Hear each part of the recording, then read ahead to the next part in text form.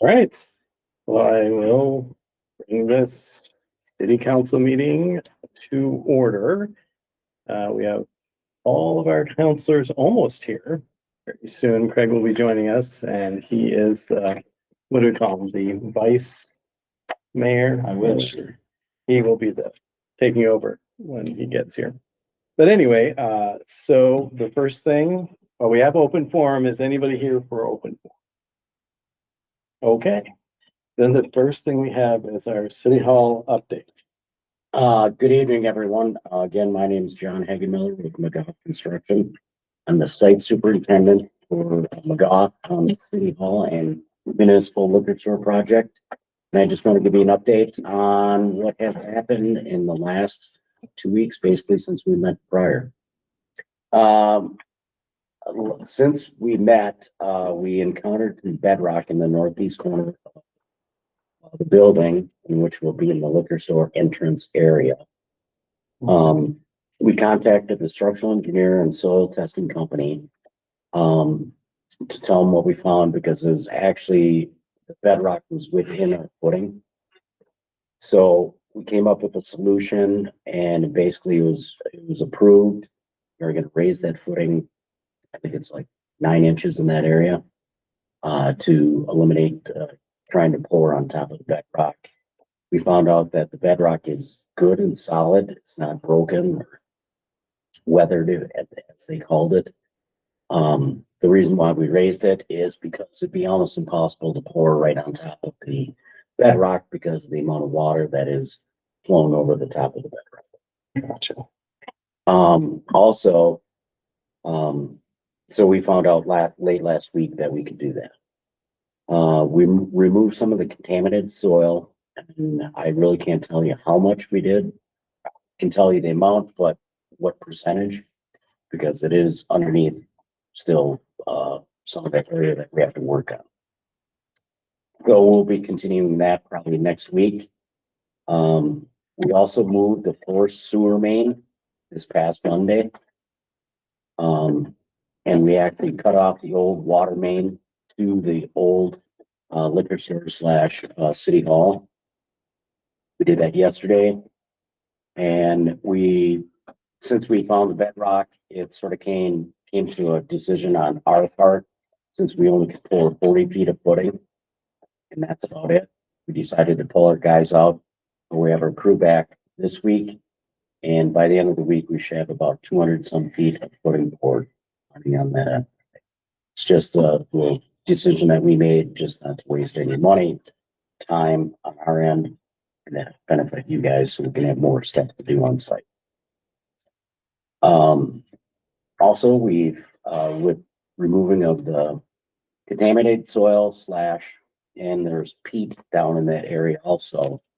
We found a good part of the car, and you still see car parts in the soils. So we're not finished on finding some items. We did find an item, but we'll disclose that at our next meeting. So, like I said, we are continuing to get ready to pour footings, and next week we'll pour some additional footings, plus we'll start some wall pours on the north end of the building. Today we also screened a bunch of the existing soil that was on site. We had to pull out the large rock in it to make it compatible for the soil that has to go underneath the slab and grade. And we'll be still importing a lot of soil since the building is being raised up. So there'll be trucks going up and down Broadway. If anyone has any questions, I'm happy to answer any. And right now we've gone through the schedule, and at our next construction meeting, we'll let it know to the city, because we are actually behind schedule, even though we just started the project, just for the fact that there's been a lot of issues that we've ran into. Is the amount of testing that the city had to do for the abatement. They not only had to do it once, but twice per the MPCA. We did find some additional asbestos tile that was unknown to the testing company, ourselves, and the city. And also we found the force main that was underneath the existing building in which it should never have been. And actually all the plans that the city has, we have, it actually shows it in that alley. So there's a bunch of circumstances, and we also found contaminated soil, and that's a big red flag too. So we're trying to get back on schedule, and hopefully it won't be too much of a delay, but there is gonna be some of a delay, but we should be able to tell the city next Tuesday at our meeting, and then at our following meeting at the end of this month, I'll give you an update on the new schedule. Great. Thanks. Great. Thanks, John. Thank you. Anything else? Everyone have a great evening and stay dry. Thank you. Yeah. Come. It's coming, yes. So Sky's Craig, green, right? so Craig, since Tracy is out, you're up. Thank you very much. And we're at the consent agenda. Yeah, we're at the consent agenda. Excuse me. Fight cold and everything else that's going on. Delirium. Just at E? Yeah. Yep. Okay. Approved consent agenda. We have, on that, we have, approved the minutes, approved payment of bills, a library hire, a liquor store hire, and a fireworks display permit. Anybody have any questions on any of those? Put a motion to approve the consent agenda. Yeah. We have a motion to approve. Do we have a second? I'll second. We have a second. It could roll call tonight, because Tracy. Oh, that's right. Yeah. Oh, okay, roll call. Tracy? Aye. Aye. Craig, aye. Aye. Aye, Bill, aye. Okay. And Aye. you, aye, and I, you, Yeah. okay. So approved, the consent agenda is approved. Moving on to item F, North Shore Waste. Let's back to there.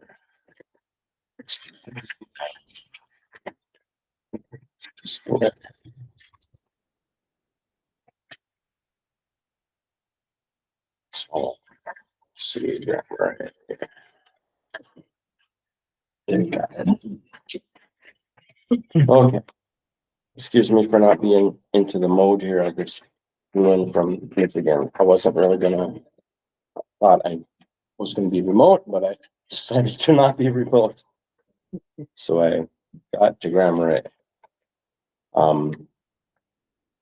North Shore Waste has been invited to our meeting to present their transfer station project and discuss how the city can be more helpful and involved in that project.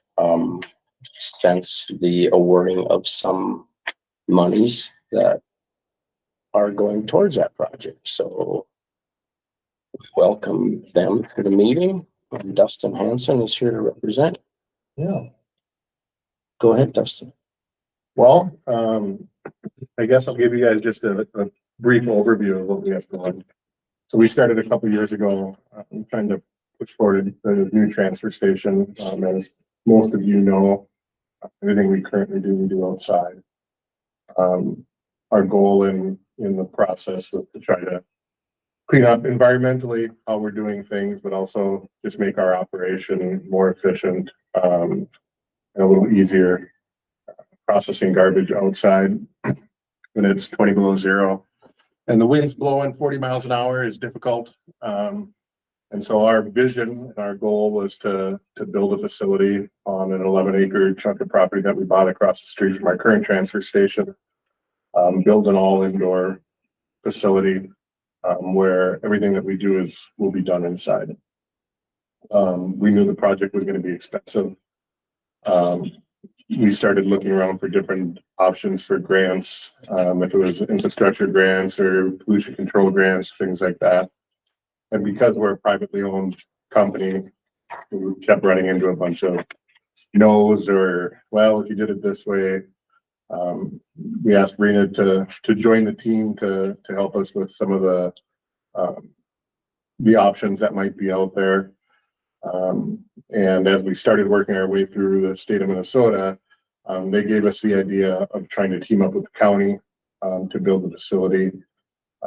So at this point, we've come to an agreement with the city verbally, with board approval, right? Or I'm sorry, with the county. We've gotten some money so far to get the project started. We still have a little bit of work to do. But that's kind of where we're at. I think Rena can probably go into a little bit of where we're at with the state and some of the grants that we have coming in, and maybe really where we need to go from here. Sure. So, Dustin has had this vision for a while, and as he said, I kind of joined him. We struck a little bit of gold early. We got $450,000 2 years ago, well, about a year and a half ago, from the IRRB. And that's an infrastructure grant, and that did go to North Shore Waste. And so that's money that's been sitting there waiting for us to spend, and that will probably be the first money spent, because that money will go to do the groundwork, bring in electricity, and this is where you guys come in, actually, sewer, water that you need to manage stormwater, that kind of thing. That'll go in first, and the groundwork that's here. There's already been soil boring studies, wetland delineations. There's been a lot of things that have happened already, preliminary plans that Dustin and North Shore Waste had already done. So that 450,000 is sitting there waiting for us to move ahead with that. Then we tried to start looking at state money and federal money. And what we found, we applied for bonding this session. And what we heard, we ran into some people that were very helpful to us at the state in MMB, which is really helpful. He said, what you need to do is a ground lease. The state is not going to give you money for a private company. The facility has to be owned by a government entity. And so he explained to us basically how to do that. So the property that's owned by North Shore Waste, that 11 acres, will be handed over basically to the county via a ground lease. That ground lease has to be 125% for the length, 25% of the usable life of the building. That's like 67 years, because the building probably built for 50 years. So it's a ground lease from North Shore Waste back to the county. And then when the transfer station's built, the county owns that building. There will also be put in place, because the county is not really interested in managing a transfer station. They don't have the staff, whatever, to do that, the budget, the department. So there will be a use agreement back then to North Shore Waste to secure the rest of the funding, get the building built, and then operate it. And it will be really, if it needs to be maintained or whatever, they will do that. It won't have an impact that way on the county's budget at all. So once we the board agreed to that, which Dustin alluded to, we were able to say that at the state. Now, you all know probably, if you followed the state, that bonding sort of fell apart. But because we were already in that mix, we ended up in the tax bill with that other money, all those other projects that got funded through that way, which still meant it still needed to be a public building, a public infrastructure. So that got us $2 million, which probably was a better way to get it, because bonding has a lot of bars to cross over, a lot of strings, a lot of matching. You have to do everything first before they put their money in, and it's just a lot of things. So this it needs to still be publicly owned, but it just doesn't have all those requirements. So that's good. It'll come through IRRB, and it's part of their bonding they do every year for different projects that they have. So that money will be available probably later this summer. that gets us maybe halfway there. So between those two things, we've also been working with the EDA, and Teresa is putting in a grant request to deed to cover some of the stuff out at the Taconite Harbor. And she's including in that 800,000 request for North Shore Waste. And the reason is she said, if we don't have a way to manage our waste, we can't talk about economic development here. And just to kind of give you a little bit more depth on that, North Shore Waste has a permit by rule, so they're limited to how much waste they can manage in a day. It spikes a lot here, so there's a exceed that amount in the summer, and there's less than that in winter. And to put it mildly, we're kind of out of compliance with our current permit, and that's changed a lot in the last few years. Construction, tourism, it's just taken more than they can operate. Also, I think you'll know that they also operate the county's other transfer station now too. Did you know that? I don't know if you knew that. In Tofty. So they have two of them to operate from, but still, it's still more capacity. The only other kind of permit you can get is for a transfer station. And you have to have the building to do that. And so there'll be a process here of applying for a new permit while the building's being built. That one doesn't limit you. You're only limited by the size of the facility you built then. You're not limited by this other restriction. So that's kind of, that's a lot of stuff. But anyway, so the 800,000, and then we've got requests in right now for CDS money, the Congressional Discretionary Spending money, to both Senator Klobuchar's office and Senator Smith's offices. And we're kind of moving along that process. We've gone through kind of the first gate there in the appropriation committees right now. So hopeful that will get us over the finish line, but that's where we're at. So soon, I think Dustin will probably start working with the architect to get the final plans, because those are necessary for getting the permit. And depending on how that goes and how this congressional money goes, we're hoping that maybe we can start doing that infrastructure stuff later this year. And that would involve the city. There's electricity, water, sewer. I don't know what reaches there, but electricity for sure. For sure, yeah. And I'm not sure about the septic water pieces. They're kind of right on the line there, I think. Well, you're not in the city limits, so Not there? I no, thought you were. Okay, well. Yeah, for power. not for water and sewer. Okay. Yeah, I don't think you wanna do that. Sure. Okay. This limit on tonnage issue was really acute for us when we knocked our building over and couldn't bring it through their transfer station because it was too much. And so we had to find a different way to deal with it. So that issue of capacity is a big one. We offered a letter of support for the EDA's grant. And that's part of the reasoning that we offered this. How can we build more housing? How can we grow more businesses when we've got this limit on waste disposal? It doesn't work.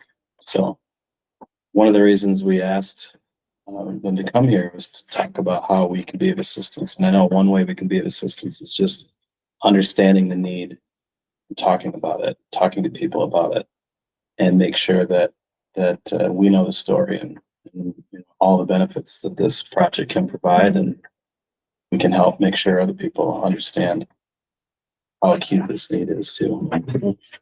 You know, I think we've had a lot of conversations with many people in the community. But this really all, you know, it's something that we've been talking about for years, 5 years, 6 years, something like that. But the changes that have happened, you know, I'm going to use COVID as the time, but you know, if it was 21 or 22, we've seen a dramatic increase in the waste that we manage on a daily basis. Some of the things that we can point to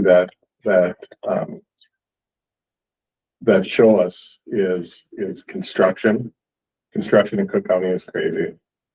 We have, I would say, 150 roll-offs, and They're out all the time. We have a waiting list for roll-offs during the summer.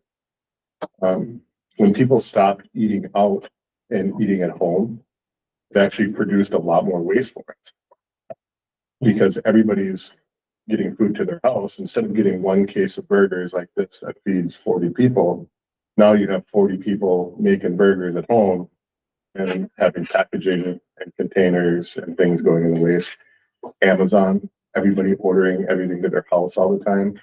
When we leased space to UPS, when we took over this business 13 years ago, there was 2 UPS trucks and they managed a large percentage of the county where they delivered. There's 5 out of our facility now. And they're full all the time. Every single day, 5 UPS trucks leave our facility full of packages. So people's habits have changed, which their habits have also changed to solid waste. And then increase in population and tourism. Every vehicle that drives up Highway 61 that's coming up here as a tourist has a package of paper plates, a case of beer, a cooler full of food. They all drive it up Highway 61 and they all leave it here and we haul it all back. The campground is a perfect example. All the people that are coming there are producing waste. And then you think of every semi that you see coming up delivering downtown, every Cisco truck, Upper Lakes Foods truck, beer truck, they're all bringing waste up the shore and we're hauling all of that back down the shore. So figuring out a way to better manage that waste is important and has put us on that threshold of what we can legally handle regulatory constraints.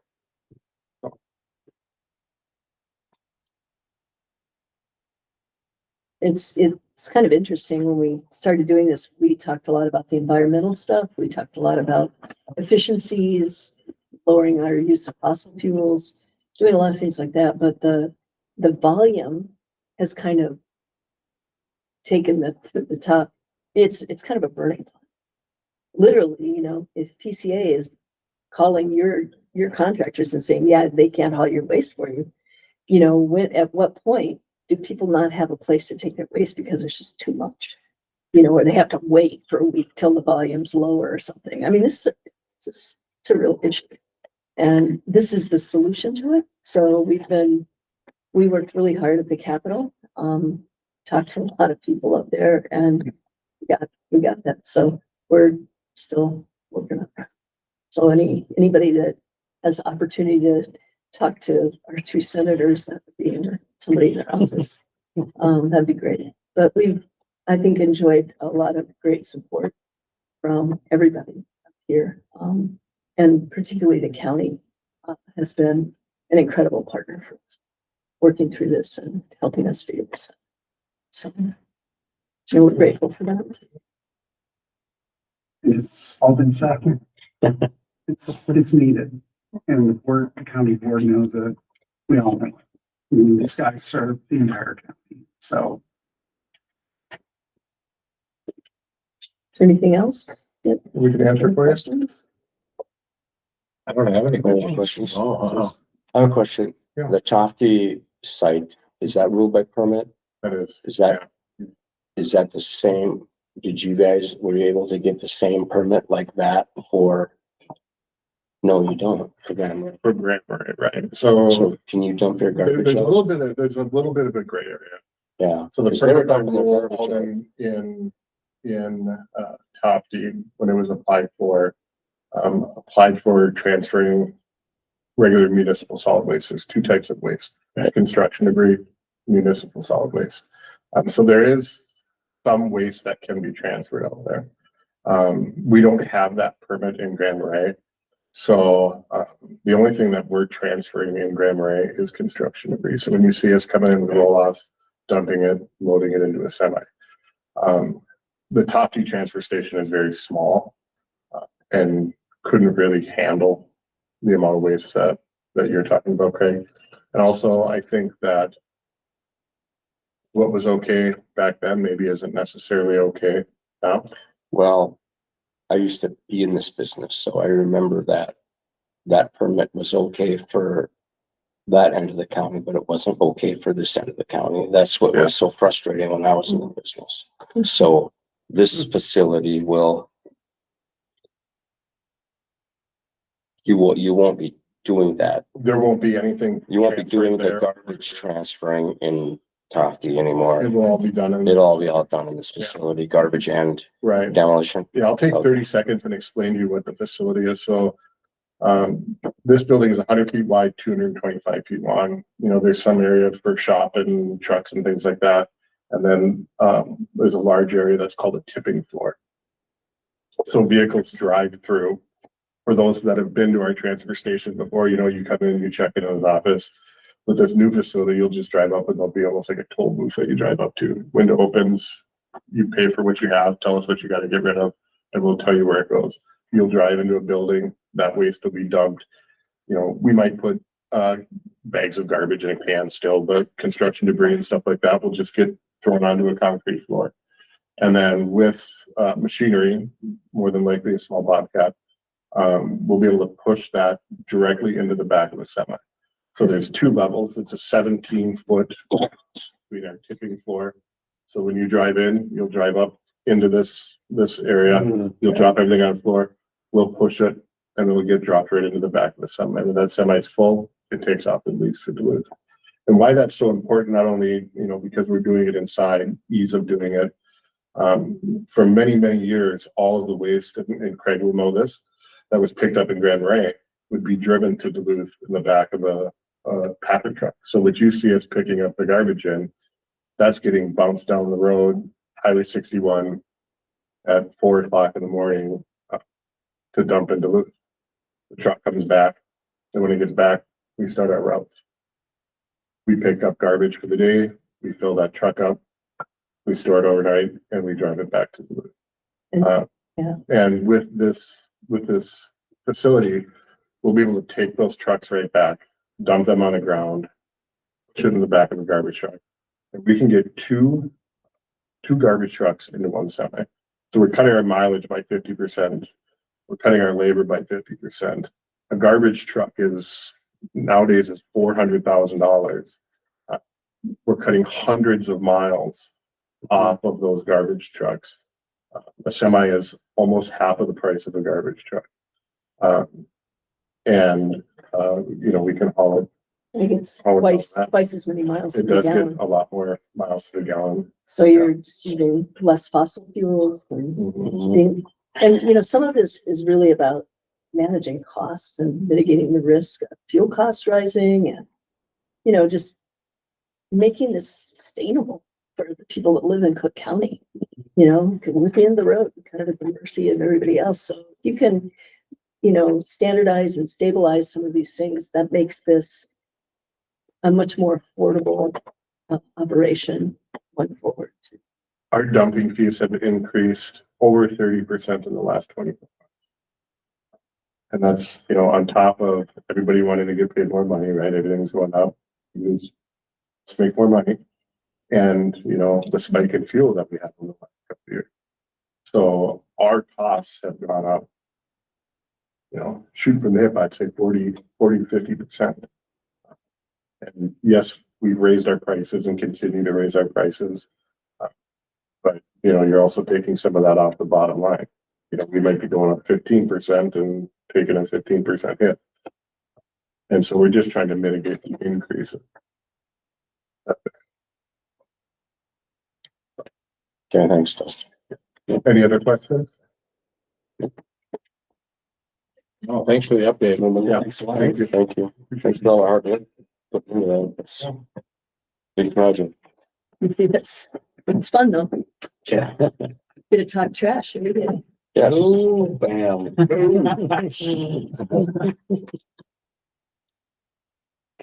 Okay, excuse me. Next item on the agenda, Could we planning- skip ahead, Craig, to Yes. H? Since we don't have anybody here for any of the G items, That's right. and Dave is actually here. No rush, Well, but I appreciate it.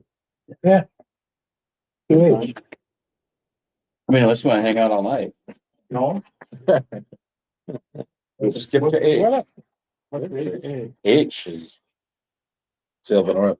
I don't know, that's a tough one. I'm not- Salem North Shore land use request. So now I got to scooch ahead to that one. I think that was the ordinance was already drawn up for that one, so. That's the Salem North, that is, Page 45 on a request for.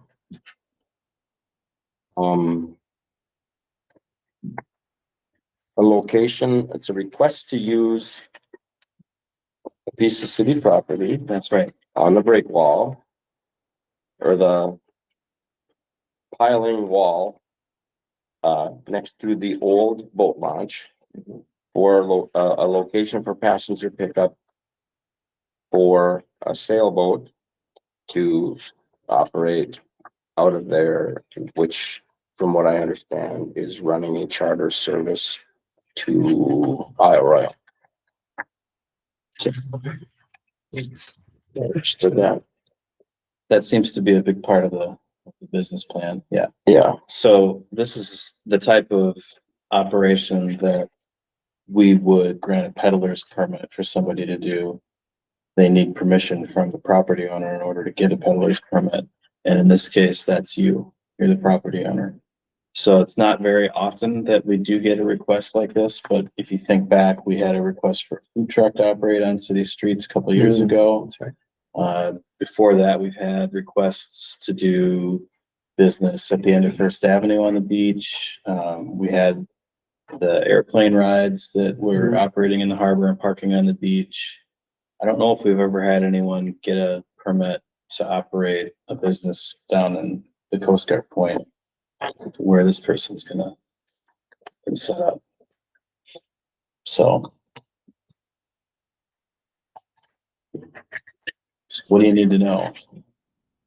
Are these overnights or are these just day trips? Like, I mean, I imagine I don't know. that's overnights. I mean, are you gonna do for parking as far as It would be overnights. They I have to mean, be. that You can't do a day lockdown trip. town?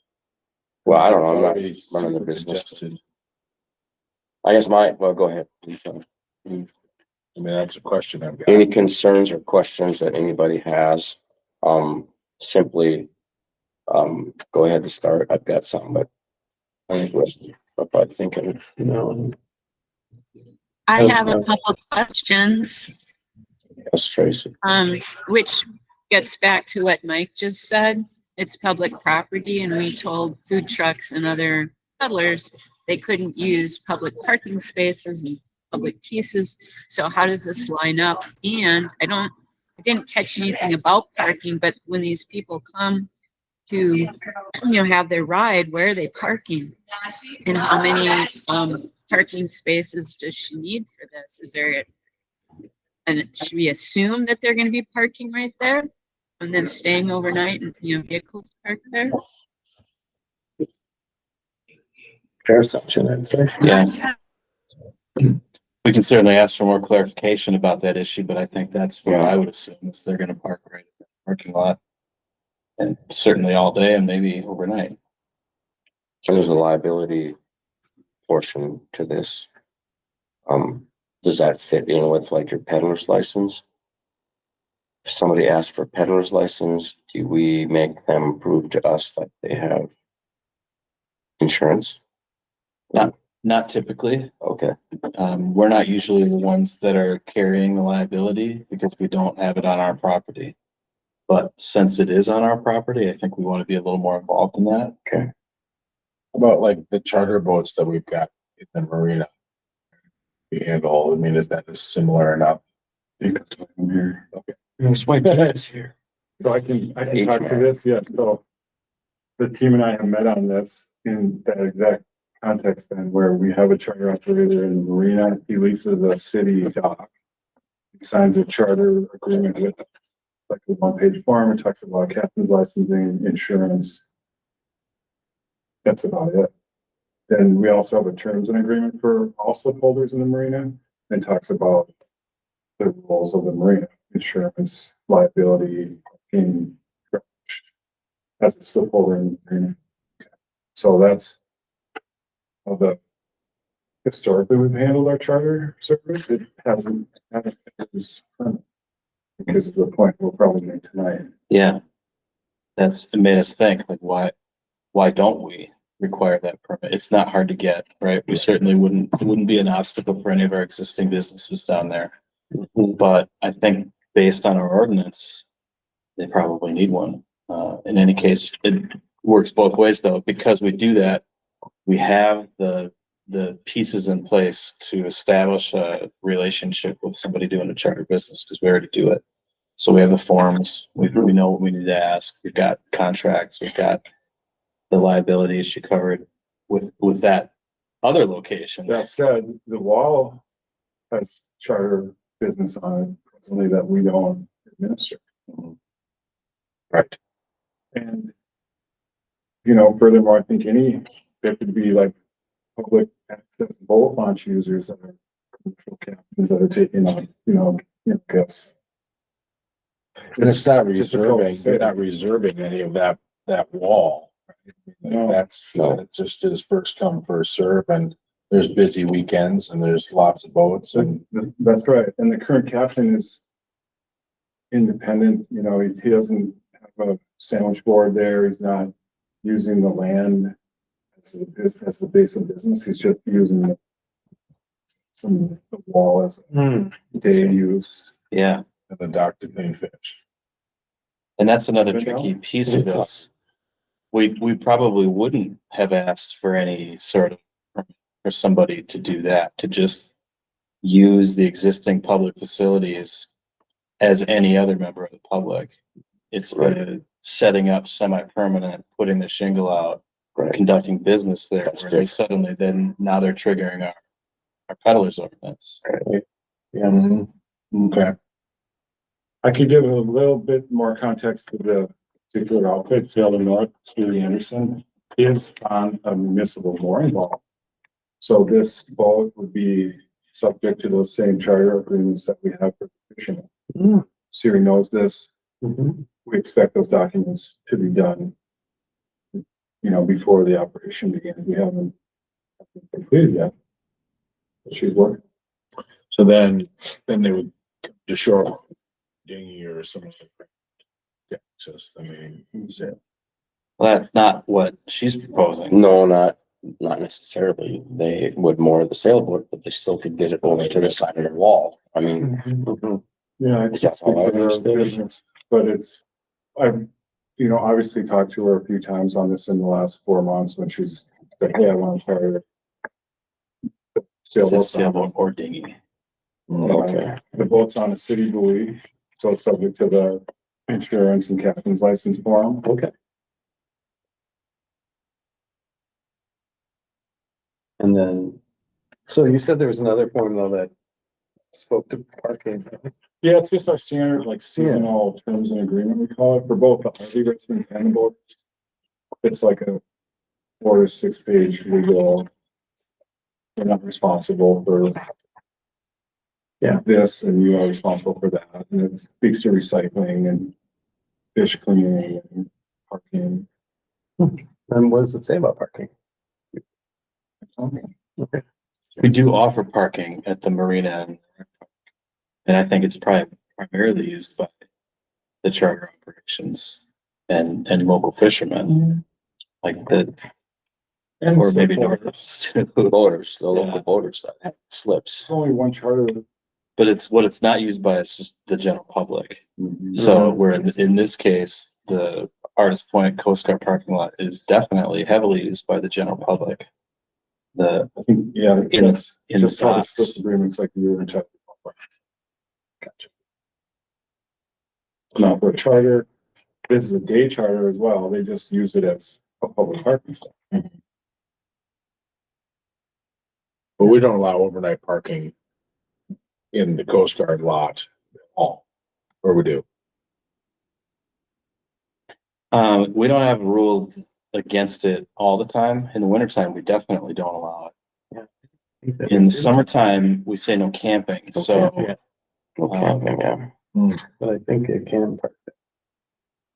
We certainly allowed people to overnight park in some of those lots just as if they need to. overflow. How many people would go out on a charter? I'm just trying to estimate like how many cars could possibly be involved. Up to 6 passengers is what she's indicating. That's a 6-pack camping place, that's right. Yeah, but it's only a 36-foot boat, so No, that would be a limit. 6.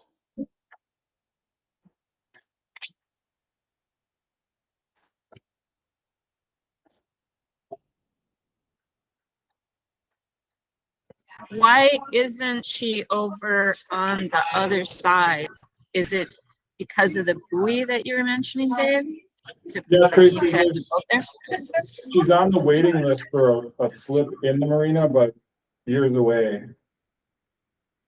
And so this is the first available spot for the sailboat right now is the city buoy.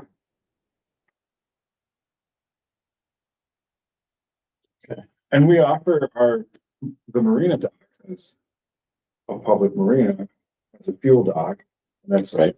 kind of a courtesy dock for day use if you need to fuel up, run to the store, that sort of business, like that's available to boaters. You know, local and transit. And it's something I suggested to Siri as an option for passenger that can disembark, load up. So just for that hour that she would need to get people on off the boat, because we see that already with transit boats, especially do crew changes up here, they'll park on the field for 4 hours, load up the new gear and the new crew, and then what does the parking situation look like in the rec park for 6 more? yeah, it's full. It's full. How deep is it Stands. at that fuel dock for sailboat? It's- Deep enough? Yeah, but that's a good point, Ben, it's not Parking unlimited parking down there. overnight. In July and August, it's full. Right now, it's empty. I think for me, that's gonna be a hang up is the overnight parking. I'm concerned with not, using consistent logic on this when we've told other people our important parking spaces need to be open. And then just by nature, if you're coming here and you're going to do this charter, you're going to want to know where to park my car, and you want to know it's a safe place. You're looking for a designated place, so to speak. Like, when I get here, where do I get to park my car? And what does she say? I don't know. I think it's a great thing, but I'm not sure about that piece of it based on what we've told other people. And there were other people that wanted to have a parking, permanent summer parking spot in that particular parking lot, and we said no.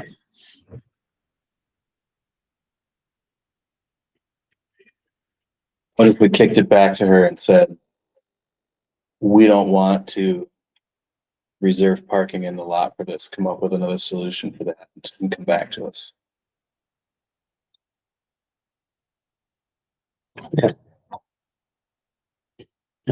Some other ideas. That's the issue. Yeah. Give her a chance to address it. I mean, that's mine, but I don't know if it's the only one everybody else has, I guess, yeah, that would be. I mean, I guess what I'm trying to think through is that, it's public parking still. People come and do any number of things in park at night. And I'm just trying to think that through. It's like, yeah, we know that we're gonna be seeing it because of the charter being there, but if they park, they could park somewhere else. I don't see that as a downside. They're still they're still gonna be here in our community and spending money and being a tourist and all that kind of stuff. Tourists parking and, leaving their car in the lot right by the co-op, and it's there for days, But, That doesn't make it right. It just means no one's paying attention. what I'm saying is, okay, we're enforcing on this person, but there might be, we might have to decide, are we always enforcing the rules to the nines? To me, the difference is it an expectation if I've just booked that charter ride that I'm going to have parking in that lot? By where, or where am I going to be parking? And then does it just sort of become the parking lot for this business? I see where you're going. And I certainly would want that if I was coming to a town, you know, they might know where they are, they might not. But it's a key thing, right? You go to the island out of Portage, you got a place to park your car, you pay for it. And I'm also concerned about business saying that, hey, wait a minute, you know, you wouldn't let us use it for our business.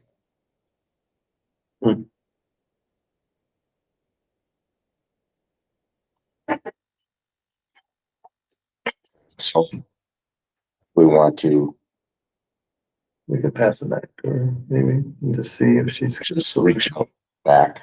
I think maybe just somebody needs to make a motion here. Okay, Can make that motion to Siri, asking, you know, if she could come up with a plan for parking, and you said that's an issue. That we need her to come up with a solution for us. And just to clarify, Dave, are you saying that sometime in the future, she might have a space on the other side of the harbor to do this? In the marine, you know, so this would be maybe a shorter term thing, if this works for her? Well, it depends what you mean by short term, Tracy, because she's on the waiting list, but a recent sign up, so it's easily 10 years, 5 years. Like we have a pretty big waiting list for the marina and not a lot of turnover. All right, that's helpful. Thank you. It's quite a few years out. Yeah. Okay. Unless we do some marina improvements rapidly.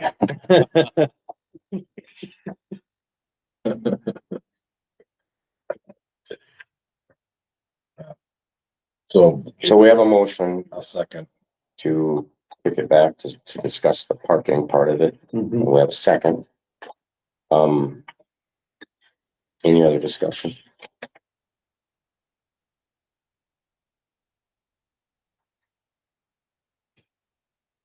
I have a couple of things to say. Okay. Discussion. I know we've had this come across many times to us about public land being used for business operation.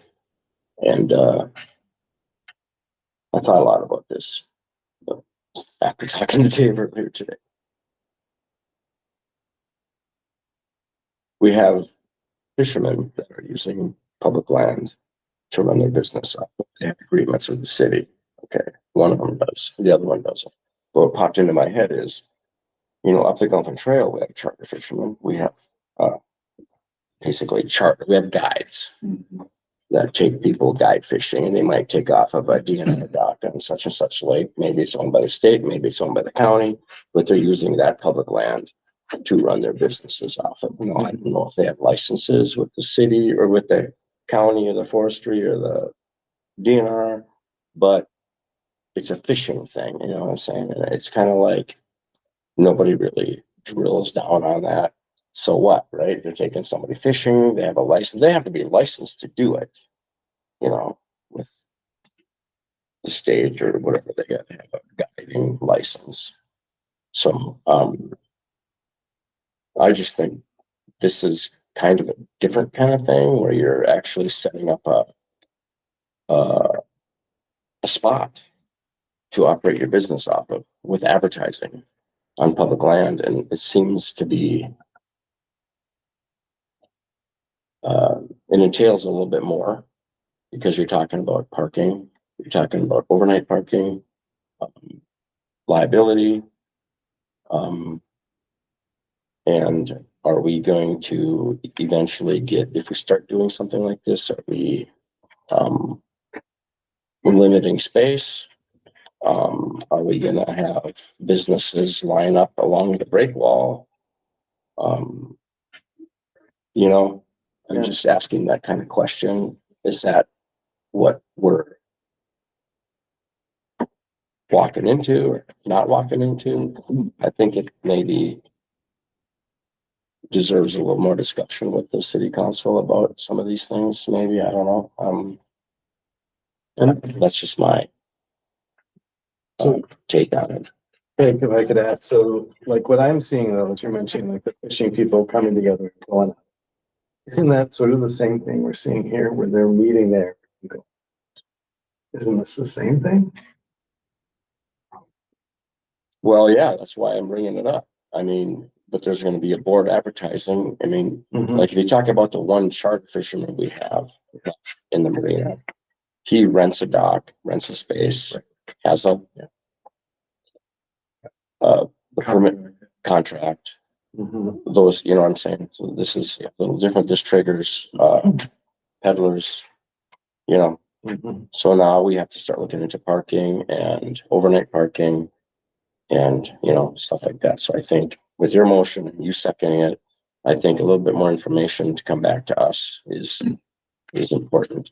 That's it. You know, another thing, you know, and I don't know how much time you guys spend in that area of town in that boat launch. I know you probably do, Dave, but at times it's like the Wild West over there with boats in and out and back and forth and around. Oh, I mean, and then dodging mooring balls and the yacht club and like, there's a lot going on there sometimes. There's times you can't find a place to park. And there isn't anybody, you know, directing traffic, right? Right. It's at least, you know, in the rec park and some of those, I mean, you've got professional boat drivers and you've got charter captains and there's some organization and structure and some familiarity with the slips and the process and where they go.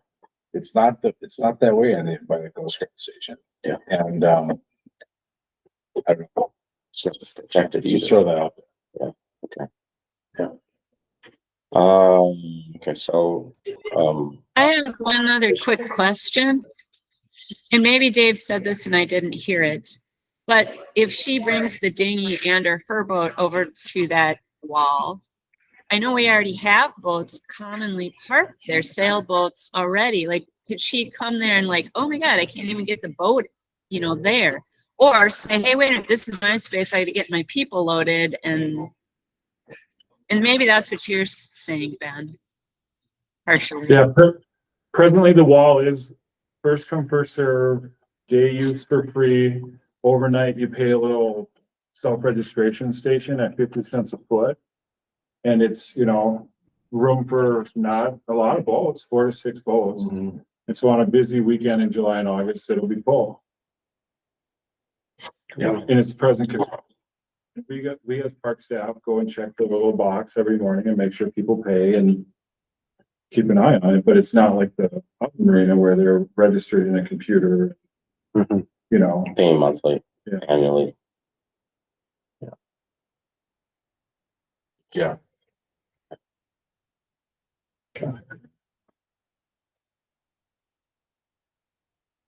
So, have a vote.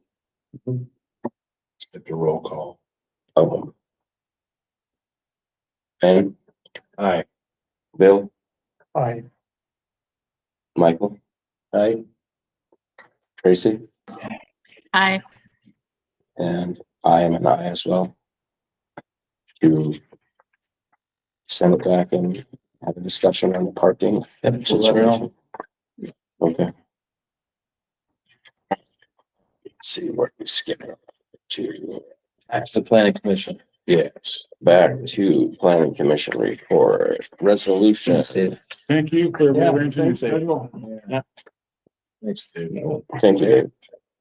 Greg, are you good with your parks update? You can start it from me. I've got June's. I took notes on the June's. I don't mind standing by. But Well, I wasn't at the meeting, but I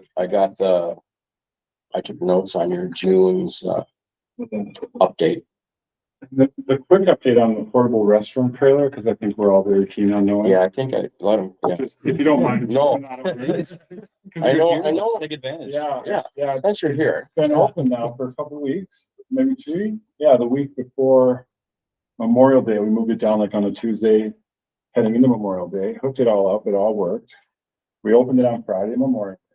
It was a beautiful, busy weekend in town that looked really full with the bike race and the nice weather, and the usage was tremendous. So we had to clean it every night. Lenny's crew's cleaning in the days. The cleaning's going well. The holding tanks are what we've had to figure out, like there's a 200-gallon freshwater tank and two 300-gallon blackwater tanks. So a total of 600 gallons of blackwater, 200 gallons of freshwater.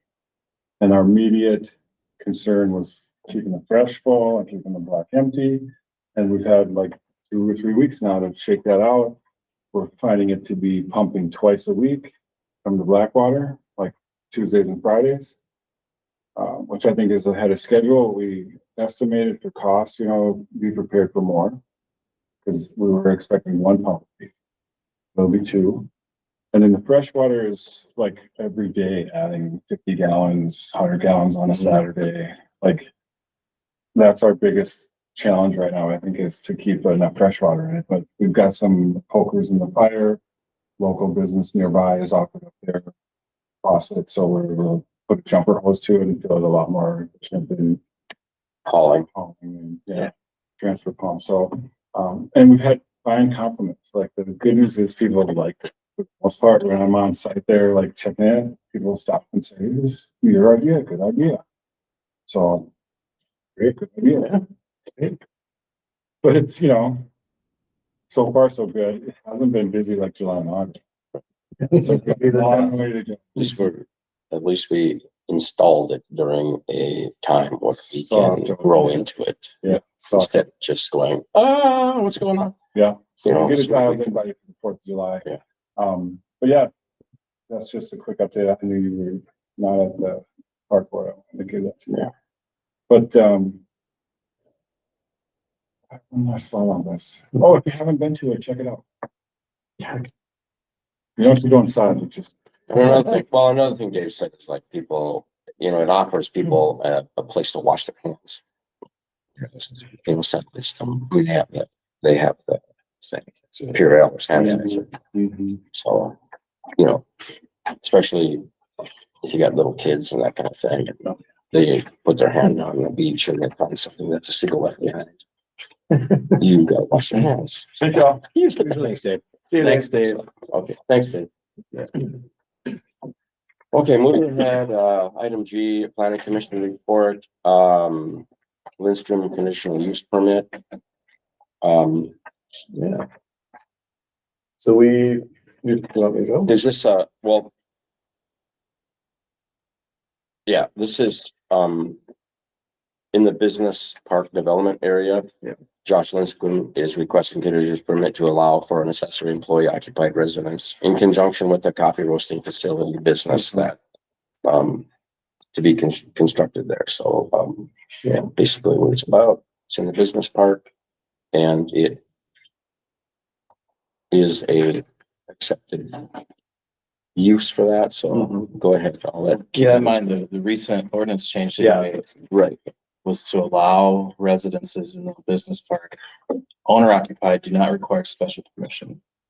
Employee occupied with a conditional use permit and nobody else can occupy. So they can't be rented out to just anybody. They can't be used for vacation rentals. Yeah. So in this case, he could build this and use it for his own residence. He already has a house in town, so this is why he's here for a conditional use permit for employee occupation. Employee only. Yeah. Okay. Or he could.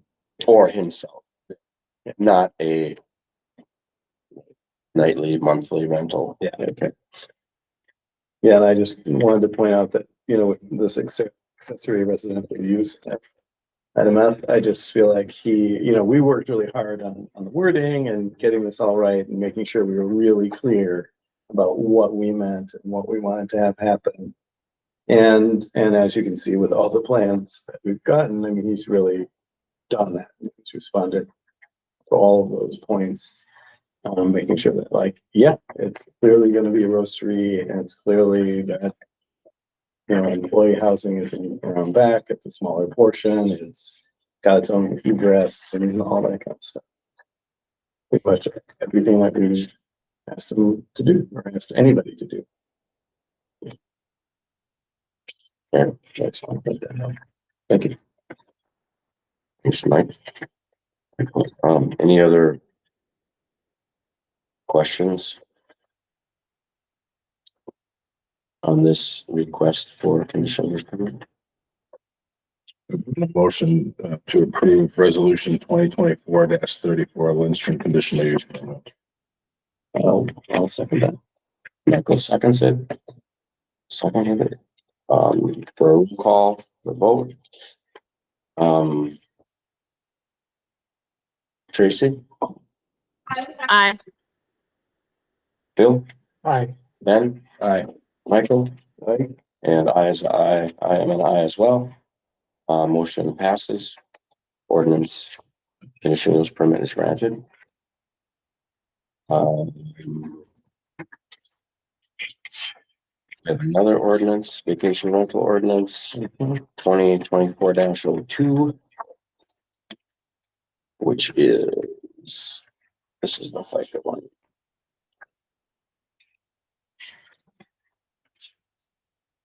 So this one.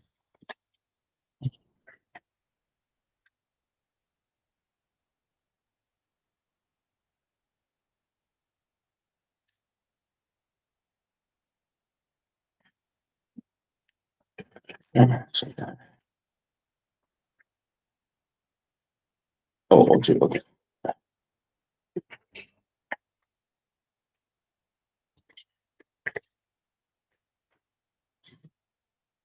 So this ordinance, This is for a short term.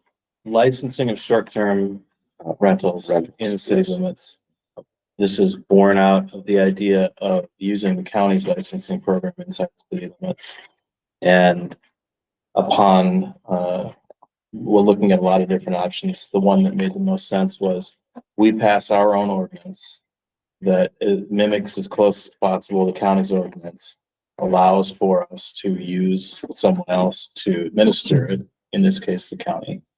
And then we would enter into a separate service agreement with the county, wherein they would actually operate the licensing program, collect all the fees and fines as a way to fund that. So we've had those preliminary conversations with the county. We've had county staff come talk to you about it previously as well, about their ordinance, about their program. The ordinance in front of you is a draft that's been through the planning commission twice now, but really they had one good conversation at their last meeting about it. And it's a lot of it is straight out of the county's ordinance, but some parts of the county's ordinance don't make sense given city rules and our zoning zones are different. The zones where we allow this use are different. And then there's just some things about the county that don't fit in the city, that some of them we took out, some of them we left in. But that's basically what's going on here with this ordinance. The policy questions that the planning commission spent some time on are, when should this take effect? Should we have any limits on the number of licenses? And if we do, should we have some sort of expiration clause? Both of those things were in their draft. And then do we keep the septic system certification language that's in here now? I don't think we have any vacation rentals that are not connected to municipal sewer based on our zoning. So I don't know whether this is a must-have, but it Based is on where they can be. where we allow them to actually legally operate. I think they're only places where we have municipal sewer. But just in case that's not true, this seems like a good backup plan to have. Okay. That we don't have a septic system certification program, so it's another thing where we've also said to the county, hey, if we do this and we ask these licensees to get a septic certification, can we build that into the service contract too?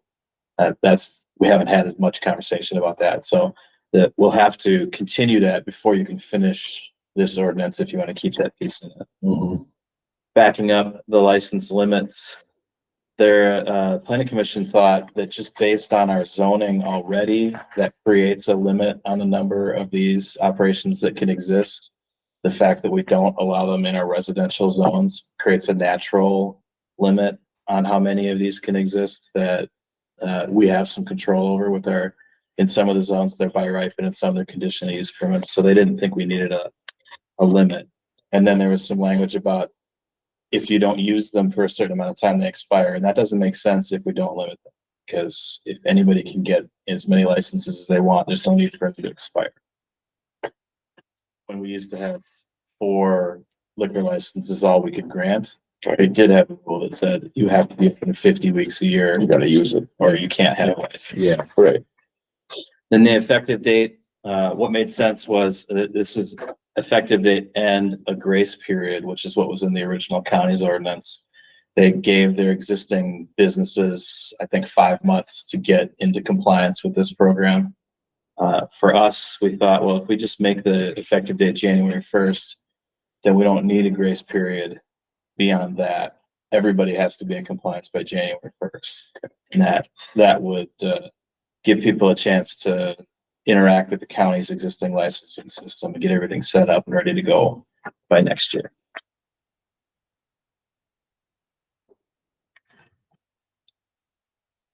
So there's a lot of language here in the ordinance. Was there any sections of it people had any questions about before we get into what you like or don't like?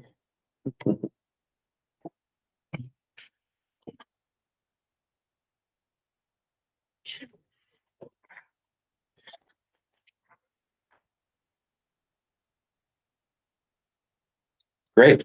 I mean, Spectacular. Yeah, I mean, I just thought, I'm just. I mean, I do want the septic thing in there. Like, to my mind, it just seems like a good, you know, No, I was in planning and zoning, so. Yeah. We read it twice. a few times, yeah. Um. But yeah, How does enforcement? Well, I guess I see it right here, but so we're using Present. who's who's enforcing? Who do you work with enforcement? Like you said, are we working with the county? Has That's somebody? the plan. they, They They have have a staff somebody. person whose job it is to administer the licensing program For for them. Yes. And so in order for this to work the way we've conceived it, they also need to do that for us. So we would need to enter into the service contract with the county. Okay. Wherein they would treat licensees in the city just like licensees So all outside. licenses who's processing the licenses? Like The county would, all of them, All. city and county. yes. Okay. So we would have to direct people, and when they come into the city, they're looking for this license, we have to direct them to the county. Yeah. Okay. And we've got a lot of experience doing things like that right now. Wetland administration is done through the county. Is there a process in here that, I mean, we're not expecting the county necessarily to understand the city ordinances and the zones of which it's allowed, right? So I can just see somebody going. No, I would- saying, I need to Do we get- screen it I would first? definitely expect them to understand. Yeah. Okay. Yeah. Okay. because they have zones where they don't want it too, so. The county does? So they'd have to make sure they're not licensing something in a zone that we prohibit. I think it's pretty simple for them to, I mean, in this ordinance, we list the zones where it's just allowed and the zones where they need a conditional use permit. And then will there be any feedback to us then, to the city? If they process a license, do we get anything back that says, we just approved a license for a vacation rental in the city of Marais, here's the address? Do we get any of that information back so that we can like be a little, like double check? For sure, we So could. we know what's going on. Otherwise, we're not gonna know what's going on. Well, that's mean- not necessarily true. I mean, you're still gonna have conditional use permit that still has to go through planning and zoning. Okay. Right? Yeah. Yeah. So there are a number of vacation rental operations right now that have Yeah. never come and talked to us because they don't have to. Because the zoning just allows them to Right. exist. Yeah. And we still know what's going on to some extent, right? Because it's open and Okay. in front of us. It's a little bit like the lodging tax as well. So the county collects lodging tax from all the properties in the city. We have access to all that information. We don't request Okay. a lot of it at any given time because I don't think we find a need for it. But if we did, it's certainly available to us. Okay. And I think that whatever we decide we want in terms of reporting, we could ask, and I'm sure the county would be willing to do that. Okay. Yeah. And we could ask as a part of our service contract. Still working on those. Yeah. I think. I'm not sure yet. Well, we do have a draft of it that's prepared. We've presented it to the county. I'm waiting for their feedback. The process that I laid out with them was we would look at this first reading at the council. If anything came out of this that greatly affected it, then, you know, they would get that. Also, they've got an opportunity to give us feedback if they need something in here different before we would finish the second reading, before we would finish the service contract. And then at the meeting where you consider your second reading, we could also do the service contract at the same time. Sure.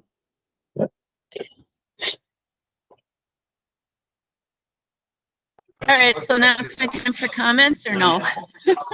Yeah. I'm like, I've already mentioned this to the planning commission. Unfortunately, the first time it was on the agenda, I don't remember if you guys didn't have enough people or I showed up 5 minutes late, whatever. And then the next time it wasn't on the meeting again, and then I guess this month it was. But I spent and I let them know that I spent quite a bit of time and I got a really cool map from Kyle Oberg and data from Bob Thompson, just to see what homes sit in the areas. I mean, homes, not buildings designed or made for short stay rental. In some of our mixed use areas, in particular, 5th Street. And considering our housing issues right now, we can't build our way out of it, but I'm really not happy about watching them continue to flip to short stay when they could. I mean, we can't guarantee they're owned by someone who lives here, but we can certainly make a difference in them not flipping. And whether it be a limit or a change to some of the zoning, I would like to see that part worked into this so I don't continue to watch single family homes. You know, we're not going to build that many more neighborhoods in our city land space. So I think it's imperative that we retain some of these homes. And we're also promoting these very small lots and small cabin sized places. But what about these full size homes that are getting flipped over? And everything counts. And I have data and I looked at these maps, but I haven't had a chance to really officially give this to the planning commission nor to the council. That's my concern in this. That's a very similar conversation that occurred at the county level when they reviewed their ordinance both originally and also when Tracy. and also when they redid their ordinance recently. They had a working group that really spent a lot of time looking at that type of data. How many of these exist in the county? And what percentage of our structures are being used this way? And one of the working theories was that the amount of vacation rentals is a threat to our residences. And I don't know if you can answer that question, yes or no, but what they definitely found was it isn't even close to the amount of second homes. It's single-digit percentage of vacation rentals and almost half vacation home or second homes. I think that's probably part of what the data is you're seeing too, Tracy, is that there's a lot of seasonal rec or other types of tax classification in the city that are not homestead. And it's second homes that are a far bigger number and much harder to do anything about than the vacation rental licenses. That's the conclusion that the county came up.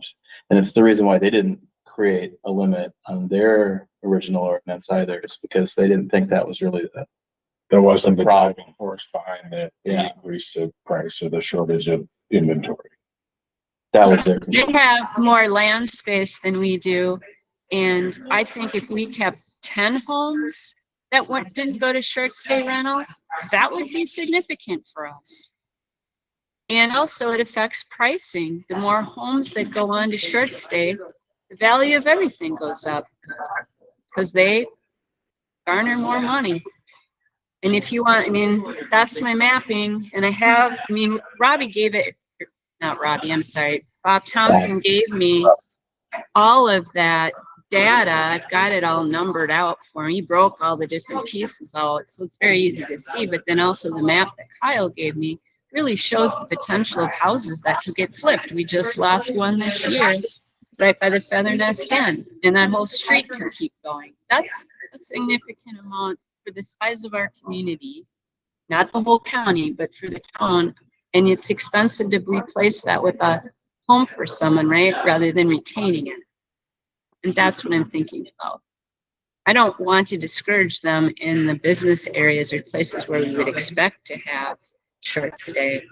I just don't want to see a continuing of flipping of truly homes. I just Yeah. want that's more consideration. You know, I think though, Tracy, that you're pointing at more of a rule change, because where you're talking about, it's a lot to have the short stays. And we do have a considerable amount of the city that is not allowed short stays at all. And in, you know, changing our rules to create the smaller lots and the ADUs and et cetera, you know, we do have a path towards building out more and solving part of the issue. So I'm not sure I buy that argument fully. I do share the concern, absolutely, and that's why we built these rules to begin with, to say that we won't have short stays in the R1. But then we did allow them in certain areas, and we had a lot of conversation around a lot of them in those areas.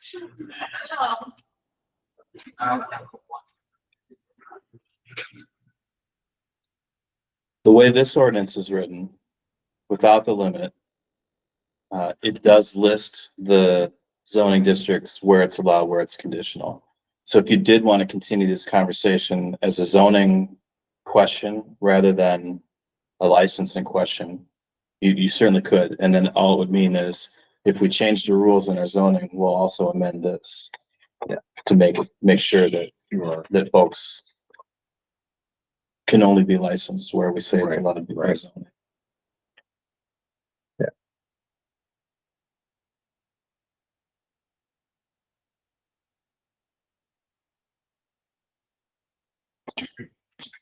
Well, I do understand what Tracy's saying, because I think where you allow it,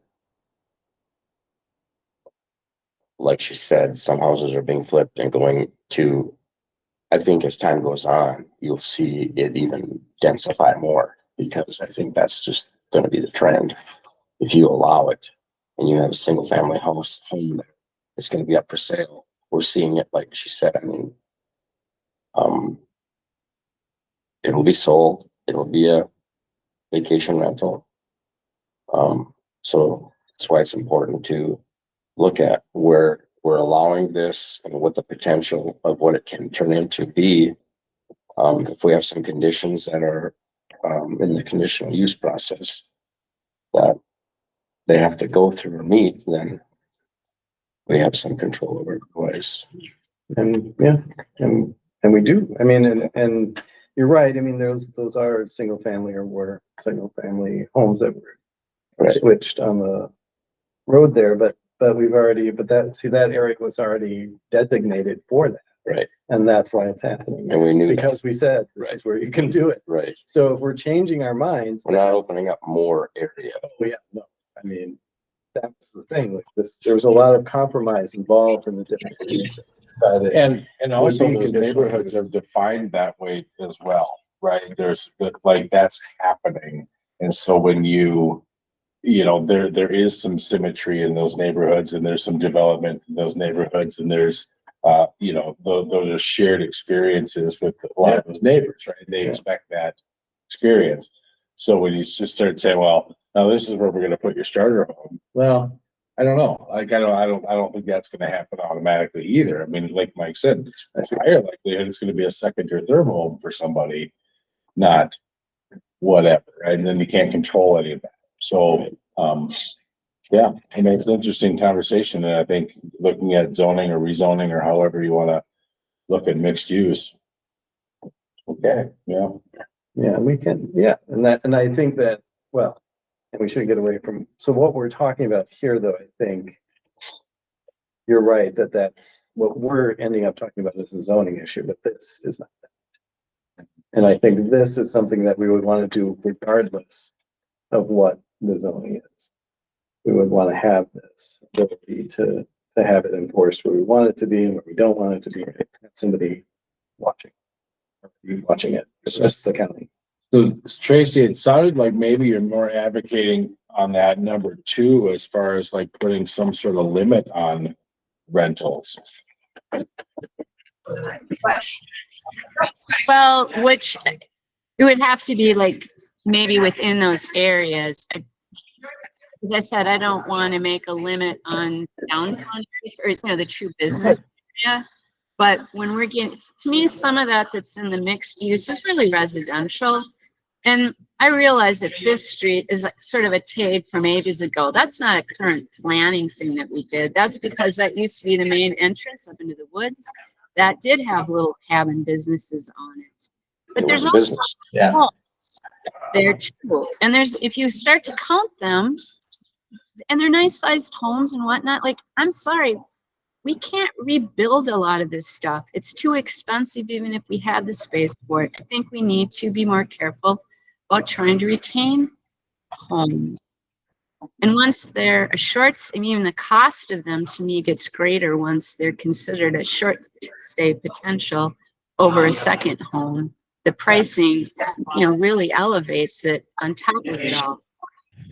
So rather than continue to encourage that section, I would rather, and other parts of the mixed use. But that's where I wanted to be able to, you know, look at data. I didn't want to just, what do I, you know, imagining, and I have all that, but I haven't had a chance to like show it to anybody. Or to have you guys utilize this cool map that Kyle gave us. Kid has application for other planning issues too. That really confirms though that what Tracy you're talking about is a zoning issue and not this licensing ordinance. You don't, Yeah. you wouldn't advocate for a limit, so we don't really need to change what's written in here to continue the conversation that she wants to have. Sure.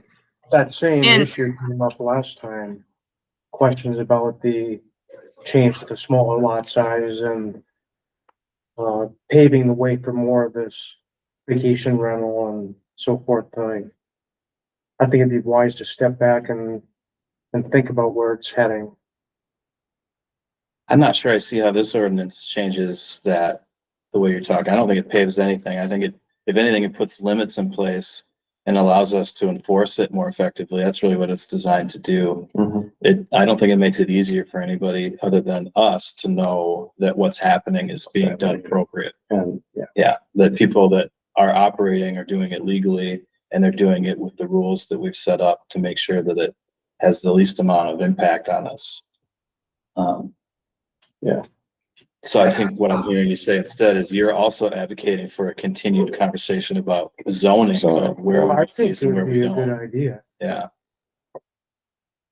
Okay, I don't mean well, to, county commissioners, yeah, well, if you want to continue this conversation about zoning, yeah. We put lots of years and lots of meetings into building the rules that we have, so it's gonna be a long journey. If you want to go back and change all the rules that we've told everybody, this is what we're doing, this is where you can do it. Now we're gonna change the rules. we do that all the time. That's our job. And we didn't spend years and years on it. And short stay just really came around when I got on the council. In fact, we lost some housing that was supposed to be workforce right at the time short stays came into place. He came for his permits and said, I'm going to help with our workforce housing and then short stays. And then that's the first thing he did was flip it to short stay. So, yeah, I think it's okay for us to think about this. We're not the only community who's had to reckon with this and make difficult, and I don't even think they're that difficult conversations. That said, I am like 2 minutes before being closed out here. So I totally support this. You know, I've been a big advocate of us connecting with the county and having this in place. I'd just like us to think a little bit more about the potential of what houses we could continue to lose based on how we have just some small sections really of the zoning. It's not like we're rethinking all of our zoning all through the city of Grand Marais. how about a first reading vote then? Well, this should be the first, yeah. Can we have a vote on the first reading of ordinance 2024-02 vacation rental ordinance? So moved. A motion by second by, and, roll call, Ben? Aye. Bill? Aye. Michael? Tracy? Hi. Greg? Aye, myself. Motion carries for ordinance number 2024-02, the first reading is passes. Okay, I'll let you know as our conversations with the county develop, how it's going, and we'll do this on that. Okay. Bye, Tracy. See you, Tracy. Here, Tracy, thank you. Bye. Thank you very much, everyone. Good luck with tax Hey, abatement. Tracy. Okay, so we're on to tax abatement policy, We're right on time. Not really, but tax abatement, that was a, So we had a work session. Yep. And it's been a minute, a couple weeks actually, since we did that, and now we have a draft of a tax abatement policy. I did get a little bit of feedback from Tracy about this as well.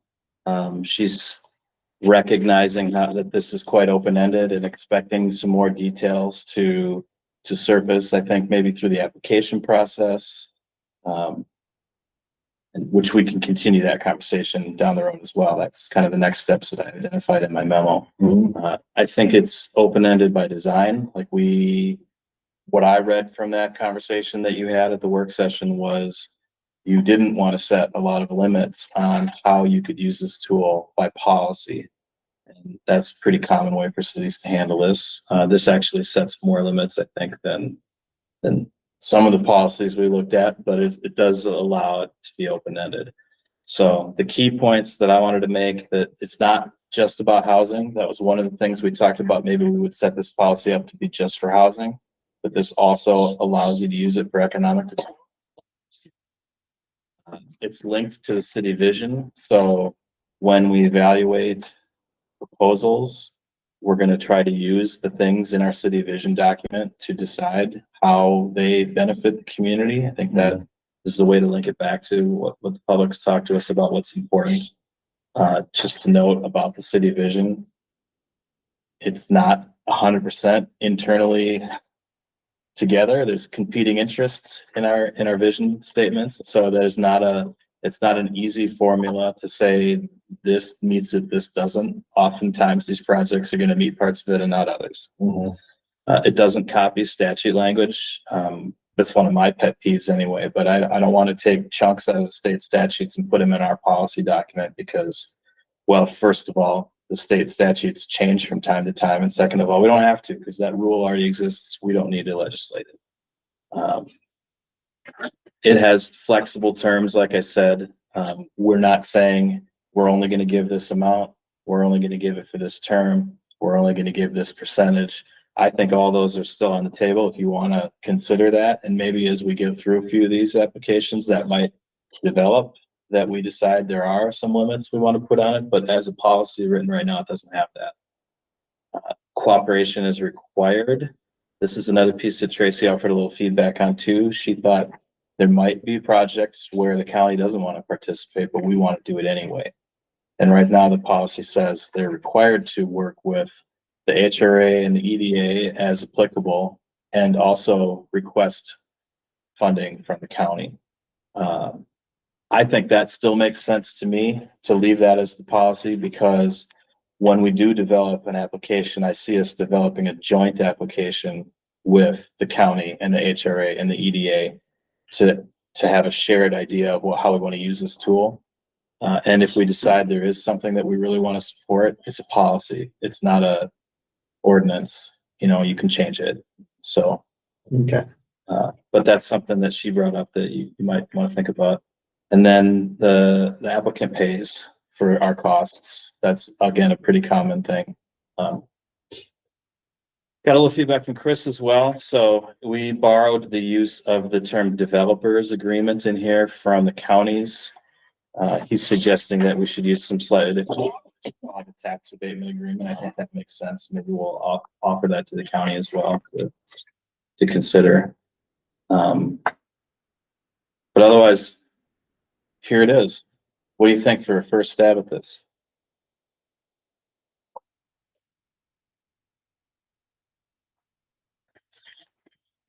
Well, I missed out on that, but I appreciated it.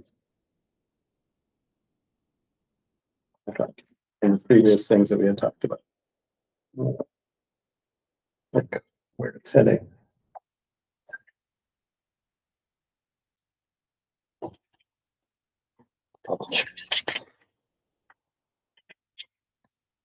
I liked how it read, and I think you hit all of the major pieces, all the components that we did talk about. I agree. I think, leaving in there that they request money, or an abatement from the county is appropriate. They don't have to be granted that for us to still consider something, right? Well, it says request and receive.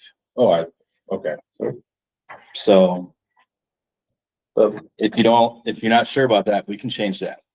I like and receive because it really encourages us to work as a team still between the city and the county on projects. But as you were just indicating, we're still permitted to go our own way if we. It's your policy. You can change it anytime you want. Okay. It's a statement of intention. It's not a legislative document. Okay.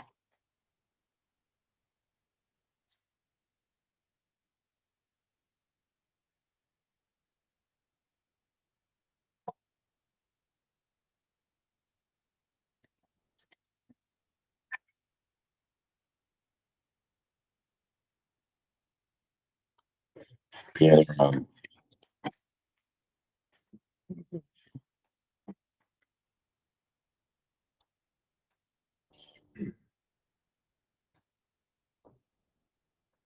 Vote to approve this. I mean, if you like it as is, sure, let's just do that. You want to vote on the motion to? Yeah, More discussion. Oh, I'd make a motion to approve. Okay. Policy as presented. Do we have a second?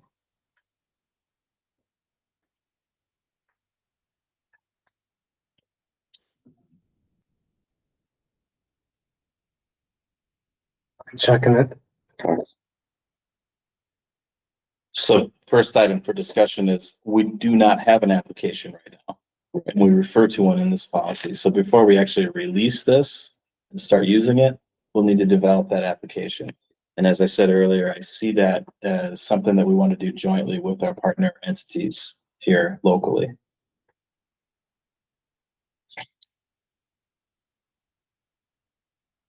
At the same time, we have a request in front of us.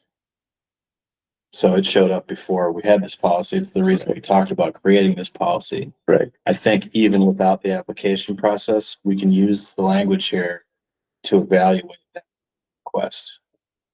Okay. And just in general, how is this going to work for an applicant? Someone has a project, they think that it does one of the things that we say in our objectives, facilitate housing development or promote economic development. They submit an application to us and to the EDA or the HRA, depending upon whether it's housing or economic development, and to the county. I'm hoping that's just one application, but it'll go to all 3 or 4 of those entities, depending on who's involved. We will collect an application fee. We will submit the application to our financial advisor, Ellers, to do some looking at the project itself to make sure that it is feasible and that they do actually demonstrate a need that, and we'll also involve the attorney's office as well to look at the project. I'm not sure yet, Chris, what we're going to need you to do, but that I'm imagining those are the partners that are going to evaluate it. Staff to make sure that it meets all of our requirements, our financial advisor to check the financials of the project and to make sure that it passes the test that it actually requires the aid, and then our attorneys as well to help us. And all that happening, it's good. We'll schedule a public hearing, which is, something you need to hold in order to consider the tax abatement. We'll take input from the public at that point. You'll discuss the project further. You might need another meeting or two, depending upon the complexity of it, or you might decide, no, this works. And then we'll decide, based on their request, what we're willing to offer. And we will develop an agreement based on that. Off we go. If that makes sense. Yeah.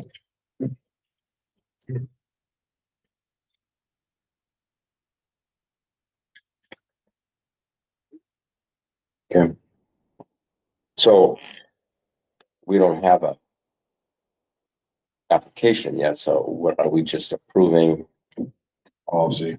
We're just approve the gonna- policy, We're just we'll- gonna approve this policy and then work towards an application. Yeah, we won't release this. We won't put it on the website or give it to anybody to use until we have that set up. But So do we need a vote to approve this or do Yeah. we just, okay, or do we just, okay.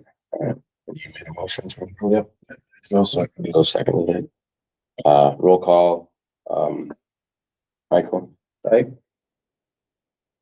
Aye. Ben, Aye. and Craig is aye as well. Tax payment policy is approved. And there'll be some more work towards finalizing the nuts and bolts of the whole application process and how it's gonna work. Okay.